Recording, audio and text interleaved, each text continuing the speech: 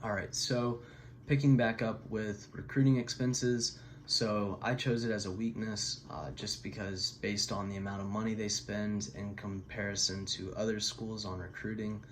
Um, so things that fell under recruiting expenses are like subscriptions to recruiting websites, travel expenses to go see potential student athletes compete, hotel for out-of-state PSAs to visit campus, meals for the PSAs or recruiters when traveling, admission to events on campus. The reason I ranked this as a category is because based on assumptions rank on both male and female side of the four institutions selected, assumption both on the male and female sides are ranked 4 in institutions selected. So basically Adelphi, AIC, and then Bentley all rank higher than Assumption when it comes to recruiting expenses. For the next one is total expenses. I chose as weakness because they are lacking in that department when it comes to spending, but they do a pretty good job in correlation with their expenses and revenues. So when looking at Assumption, they were lower than the others in the conference. The ones that I selected, Adelphi, they spend on average 3.1. AIC spends right at 2.4, Assumption spends 1.6, and then the highest was Bentley with 3.5. When totaling these expenses for sports, includes the variety of sponsored sports, recruiting, scholarships, gear, meals, snacks, travel arrangements, and a lot more. In order for an athletic department to be successful, there must be enough money coming in order to balance out the expenses, money, or going out, if that makes sense. So the next one is total revenues, and I chose it as a weakness as well because they're not bringing in money like some of these other schools are. Now their percentage, their correlation, they're only missing, I guess there's overspending, $125,666. So, I mean, it's not a large gap, but still that, $125,000, has to be, paid for. I guess they have to find that in their budget or reevaluate their budget. So Adelphi's revenue is right around 3 million. And then AIC did 2.4 million. Assumption was right at 1.4 million revenue, and then Bentley their income was 3 million. So the reason for totaling the revenue as being a weakness is Assumption's athletic department, they need to bring in more money, and so that way they can spend more money and compete with these other schools that may have better facilities or better, coaching staffs, stuff like that. Next category is opportunities. So community engagement is the first one I chose. This is like volunteering, serving in the community, and exposure for the institution. Community engagement is an external factor for the athletic department, meaning the statement would fall into the opportunity category. Building relationships with members,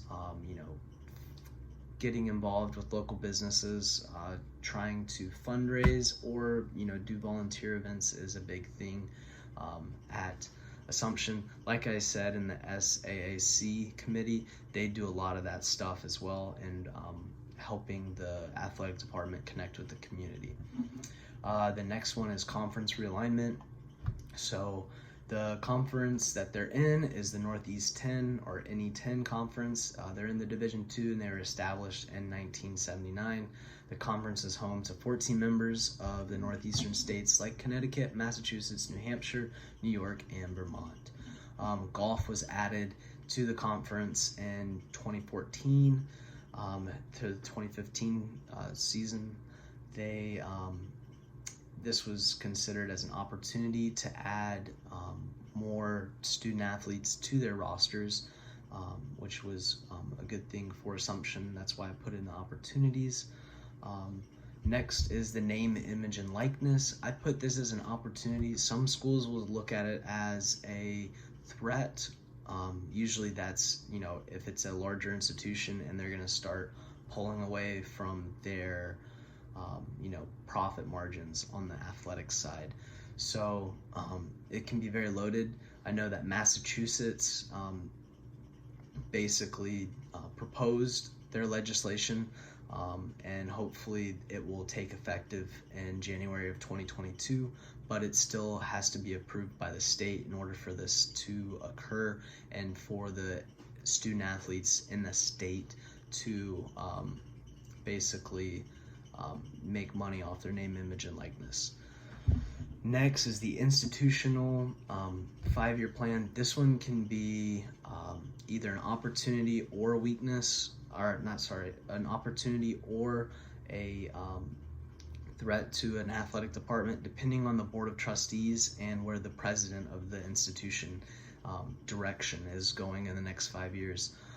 So Assumption University previously was featured in the Princeton Review and the U.S. New and World Report about having the best ratio when it came to tuition price and rigor of courses, meaning the price that a student athlete or the student will pay to go to Assumption University, they're receiving a well-off education, if that makes sense.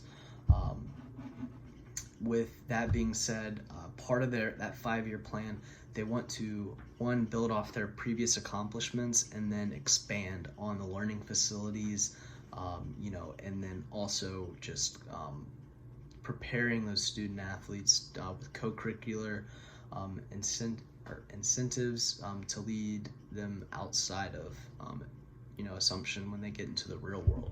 So I feel like this 5-year plan that was established by Assumption, the academic side and the professor side, or I guess the president's side, is a great opportunity for basically the institution. So next opportunity is game plan. They are an outside vendor. They are providing Assumption's athletic department with over 100 different e-learning courses that provides additional opportunities like for mentorships and career platforms for the student athletes. So basically the student athletes will create an account, and then from there they can market themselves outside of towards, I guess, companies that are looking to hire student athletes out of college. It's almost like a LinkedIn where they provide that type of social media, I guess. And then it also has classes on mental health, sexual violence prevention, sports wagering, and several others that are very crucial for athletic departments. So I thought this was a great opportunity, one, because they are an outside vendor, so that would put it as an external company providing services for Assumption, so they're for their athletic department. So that's why it's an opportunity and not a strength or a weakness. Online coverage, I put that as an opportunity. So basically with the COVID-19 pandemic, sports have been impacted drastically, not allowing fans into games. So basically the Assumption's athletic department, they partnered with Presta Sports for their live stats, and then they allow Stretch Live to basically coverage all their games. And you basically just go on their athletic page and you can click on their site to view a game or whatever, and then you can basically just hit the link and it'll take you right to their live streaming platform, which is super easy for parents, especially in the Northeast. They're cold weather. If they don't want to go out to the game, if they have that opportunity at home, then they can bypass all that. That's why it would be an opportunity. And then also if they're traveling, the parents can't, depending on the institution, if they don't allow visitor spectators, then they could use the streaming platform to still watch the game and stay connected with their student athletes. All right, so on to threats, which is tuition cost is the first one. Basically, this can be a heavy factor when it comes to recruiting. If the student athlete one is not financially stable enough to take out loans or to pay for their college, this could be a turning factor away. So this is why it would be an external threat, and athletics can't control the price of tuition. So their starting price at Assumption is $42,316. This does not include mandatory fees, room and board, or meal plans. So that's just the basic. Basically, after I calculated the cheapest meal plan plus room and board and student fees, it'd be anywhere north of $55,000 just to attend Assumption for a year. So if you've got a recruit that's from not a well-off area and their parents can't afford that, this may be a determining factor. That's why I put it as a threat. The next threat is COVID-19. Any athletic department would consider this as a threat as well.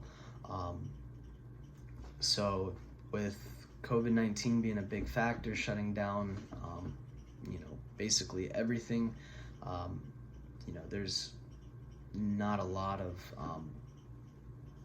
opportunities for these athletic departments to continue to generate money when student athletes are at home or not competing, so there's no point for them being on campus.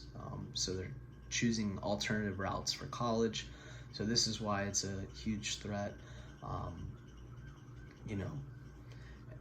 Basically everybody's dealing with the same thing and trying to figure it out as we go. However, the good side of things, this spring, the Assumption did allow their student athletes to compete. The next threat is the rise of the NAIA. Basically, they're growing rapidly in popularity. So in October of 2020, the NAIA was the first sports organization to pass the name, image, and likeness legislation, meaning their student athletes can now basically make money off their name, image, and likeness if they attend an NAIA school. With that being said, the NAIA is up to 250 institutions, 21 conferences, and they host 27 championship sports. NAIA schools pose a threat to any NCAA institution at the moment when it comes to recruiting the top players in the nation or overseas. Their bylaws and regulations are also fairly less rigor than the NCAA's. For example, an NAIA coach can talk to any student athlete in high school, whereas a Division II coach, like Assumption, they can't start recruiting student athletes until they are at least a rising junior. So I think it's July 6th, they can start talking to rising juniors. So after their sophomore year, they can start to talk with student athletes. So that's why I chose that as a threat to the NCAA's, because they are growing in popularity, and I feel like the competition just on all sports levels are obviously maybe your major D1 schools, your Power 5 conferences may not comply with the competition level at the NAIAs, but your lower level D1s and your lower D2s, D3s can all compete with the NAIA schools. So the next threat is facility maintenance and upgrades. This is just based on anything can happen with facilities, and it just poses as an external factor as the wear and tear on the surfaces, or the main yearly upkeep of different sports complexes. So when looking at the sports at Assumption, their varsity sports are football, ice hockey, swim and dive. Those are the main ones that I saw that were probably going to run them a lot of money. For like an Olympic size lap pool, their upkeep yearly ranges from $25,000 to $250,000. Now, when looking at their complex, they have a smaller it's smaller than Olympic size pool. It's still a lap pool, meaning they still have to, make sure their chemicals balance and everything. So I would assume that their upkeep is anywhere from 50 to 100,000 in that range, and that's a lot just for one facility. The next thing to look at is the turf field that they have for their football, women's soccer and men's soccer, and then also lacrosse. So just to compare, Michigan State University, yes, they're a Division I school, but they also are in that they're more of a northern state, but they also deal with cold weather, and they spend nearly $23,000 just on maintenance for their turf surfaces. So I would assume that, you could probably take off, 1/3 of that price and get you around, maybe 15 to 17,000 a year for assumption, just because of the upkeep of their their turf facility. And then after 12 years or so, the department will have to resurface, and depending on the turf that they have used, they'll have to spend anywhere from 700,000 to like 1.5 at the max. They'll probably, depending on the turf that they have, will have to be replaced after a certain period of time. So the wear and tear and how many games they schedule each year, all that has to be factored into their budget when it comes to that. So that's why it poses as a threat, because you can never plan or schedule when something like that, a maintenance facility, someone rips out a piece of the turf that they have to fix, if that makes sense. Next is Title IX violations. So I chose it as a threat. With COVID-19, the reason why some schools, they've been cutting their sports teams. So when it comes to Title IX, they have to comply with the 3 prongs that comply with Title IX. They just have to hit one of them in order to stay in compliance with Title IX. So with that being said, according to the EADA, Assumption has 384 male athletes and 320 participants, and they have 10 male sports and 12 female sports. So if they were to cut sports, they would have to make sure that the roster sizes maybe fluctuate a little bit just to comply with Title IX, so they don't receive a violation for it if they can't fully fund that program. So they have to be very strategic when doing this, and it's governed by the NCAA Board of Governors, so that's why it's external, and those violations can come at any time. So that's why it's a posing threat. The last threat is the misuse of social media. When using social media, it can be a double-edged sword, meaning it can have a positive and negative effect on student athletes or an institution. So, for example, speaking out against something he or she believes, and then it could have a negative image on that student athlete that represents that institution or that program. And so that's why it could be the misuse of it. So there could be, just uprise and stuff like that. So for example, a student athlete at Lenore Ryan spoke out against racial slurs and stuff like that on social media, and it got back, and the athletic department quickly removed her from the team while she was directing it towards a member of their institution who was coaching her. So she there was riots and protests on campus, so they that would be a bad press and not looking good for that institution and program. That would be one misuse of it, and that's why it would be an opposing threat, because you don't want to ever see that kind of backlash. And then to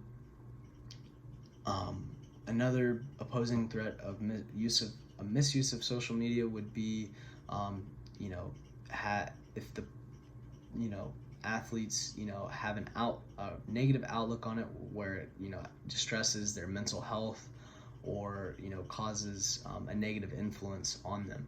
So that's another big thing, another big study that's coming out on just the overall effect of social media on the student athletes. But hopefully, with game plan in place at Assumption University, the student athletes will not face some of these issues, and not have to, you know, this wouldn't have to be an opposing threat. But since it is such a controversial topic for them, you know, yeah. But well, thank you, and